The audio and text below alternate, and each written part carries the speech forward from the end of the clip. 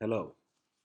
In this video, I want to show you how to create, using DesignScript, a simple building geometry that can be used for thermal analysis. We're going to be using the non-manifold capability of DesignScript to design this building. Basically, let's step through the script and we'll show you how to build this. So I'm going to go turn on the debugging mode, and we're going to step through these things. The first thing we're going to be doing is specifying the dimensions of this building in millimeters. So it's going to be a 30,000 millimeter by 30,000 millimeter by 15,000 millimeter height. So we go ahead and specify these dimensions. Now the building is going to be made out of 5 zones, a central zone, and then 4 perimeter zones on each direction, on each side. So we're going to specify the perimeter width of 5 meters or 5,000 millimeters. And we're going to specify a number of floors to be 5 floors at this point. So we start by creating a coordinate system. So we're going to locate the building around this coordinate system. That's going to be the origin of the building. So we borrow the main world coordinate system, but we then move it, we translate it by half the width, half the length, and half the height to place it at the centroid of the building. So there it is. You can see it on the right side.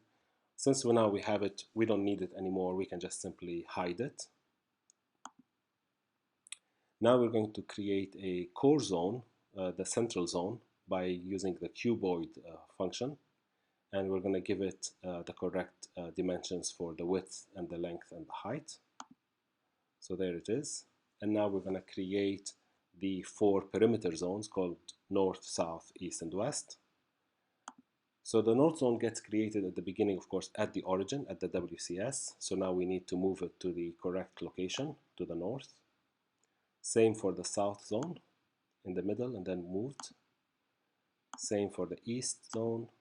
And finally, the west zone gets moved. So now that we have these 5 cuboids, here comes the good part about non-manifold geometry. We would like to maintain the divisions. If we use just normal Boolean operations to union these things, to glue them all together, the internal partitions would disappear. So by using the flag false, as you can see here, for non-manifold geometry, saying it is going to be non-manifold, so manifold is false, we can maintain the separation between the cuboids. So here we are creating something called building, and we are going to start by asking the core zone to union in the north zone. And we're going to repeat that a couple of times, a few times actually, to union all the pieces together. Now that the operands have been unioned, we can now hide them so that we don't have duplicate geometry in our scene. So I'm hiding the core zone, the north, south, east, and west zones. Of course, we still have the end result. What you see now on the screen is called building. It's a non-manifold geometry that has all the zones defined. In addition, we need now to slice this horizontally into different floors. It's made out of 5 floors, so this is the total height. So we're going to do that by using planes and some offset planes to slice it horizontally. So we're going to create a base plane, and this base plane is created at the origin of the coordinate system that we have. So we need again to move it by half the building height so that it sits at the ground level. So here it's moved.